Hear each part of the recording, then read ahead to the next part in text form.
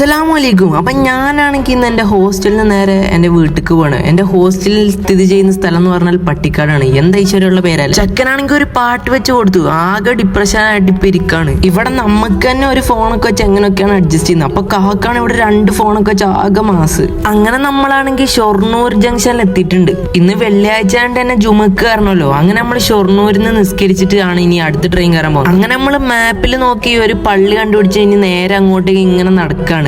ഇവിടെ ആണെങ്കിൽ ഒടുക്കത്ത് സൂര്യന്റെ പീഡനവും. പട്ടിയാകെ ഡിപ്രഷൻ എല്ലാം തോന്നുന്നു. റോഡിന് നടുക്കൊക്കെയാണ് കേറി നിൽക്കുന്നത്. അങ്ങനെ ലൊക്കേഷൻ ഒക്കെ നോക്കി വന്നപ്പോൾ കണ്ട അവസ്ഥ ഇതാണ്. പുനർനിർമ്മിക്കുന്ന പള്ളി ഇതുകൊണ്ട് ഇവിടെ പള്ളിയൊക്കെ പൊളിച്ചിട്ട് പുതുതായിട്ട് പണിയുന്നൊരു പള്ളിയാണ് കാണുന്നത്. പിന്നെ നമ്മൾ വേറെ ആൾക്കാരോടൊക്കെ ചോദിച്ചു, ഇതാ ഇവിടെ ഒരു പള്ളി കണ്ടെത്തിയിട്ടുണ്ട്.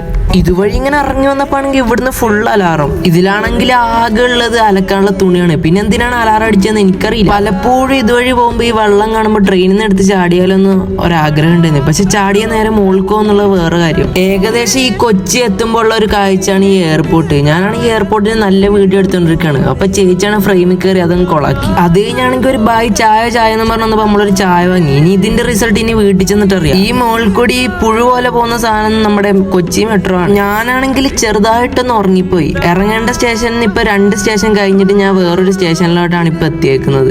അവിടെ വെറുതെ നിന്നപ്പോ കുടിക്കാൻ വേണ്ടി ഈ സാധനം വാങ്ങിയതാണ്. നോക്കുമ്പോൾ മോളത്തെ സാധനം പൊട്ടി കൈ വന്നു. ഹലാലായിട്ടൊന്ന് മൂഞ്ചി. കുറച്ച് നാളായിട്ട് എന്റെ ഹെഡ്ലൈൻ അത്ര റെഡിയല്ല. എന്നാലും നമ്മൾ തളർന്നില്ല. നമ്മൾ നേരെ ആ കടയിൽ പോയിട്ട് ഒരു കത്തി കൊണ്ട് ഈ സാധനം തുളച്ചങ്ങെടുത്ത്. അപ്പോ വേറൊന്നുമില്ല. വലൈക്കും സലാം.